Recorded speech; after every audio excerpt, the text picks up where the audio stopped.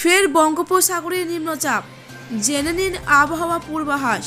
তো আবারও বঙ্গোপসাগরে নতুন করে সৃষ্টি হচ্ছে নিম্নচাপ, আর এই নিম্নচাপের প্রভাবেই ফের কলকাতা সহ দক্ষিণবঙ্গের জেলাগুলিতে বৃষ্টি হবে। তো এই বৃষ্টি কবে থেকে শুরু হবে, কতদিন পর্যন্ত চলবে, কি বলছেন আবহাওয়া দপ্তর, বিস্তারিতভাবেই আপনাদেরকে জানিয়ে দেব। তাই ভিডিওটি স্কিপ না করে দেখবেন।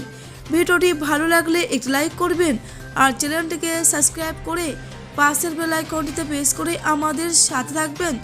তো চলুন এবার দেখে নেওয়া যাক।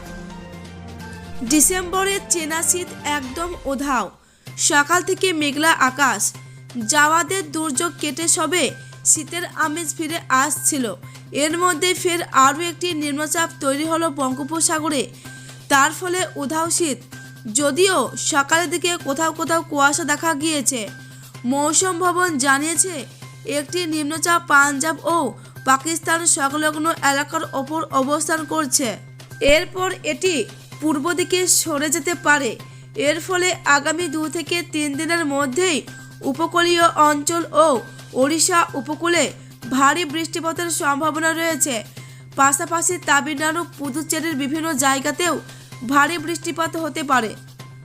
এছাড়াও উত্তর পূর্ব ভারতের কিছু কিছু অঞ্চলে আগামী 24 ঘন্টায় ঘন কুয়াশা দেখা যেতে পারে। বিশেষ করে অসম, মেঘালয়, নাগাল্যান্ড, মণিপুর ও মিজোরামের কিছু অঞ্চলে ঘন কুয়াশার সম্ভাবনা। আলিপুর আবহাওয়া দপ্তরের সূত্রের খবর, উত্তরবঙ্গের দার্জিলিংয়ে আগামী 24 ঘন্টায় হালকা বৃষ্টির সম্ভাবনা রয়েছে। বাকি জায়গায় শুষ্ক আবহাওয়া থাকবে। আগামীকাল থেকে কলকাতার তাপমাত্রা কমবে। শীতের আমেজ দক্ষিণবঙ্গের সপ্তাহের শেষ থেকেই পাওয়া যাবে। পূর্বালি হাওয়ার প্রভাব কমবে, বাড়বে উত্তরে হাওয়ার দাপট। আগামী কয়েকদিন শুষ্ক আবহাওয়া থাকবে রাজ্যে। আগামী কয়েকদিন তাপমাত্রার তারতম্যে জলীয় বাষ্প থাকায় কুয়াশা হতে পারে। উত্তরবঙ্গের জেলাগুলিতে কুয়াশার সম্ভাবনা বেশি।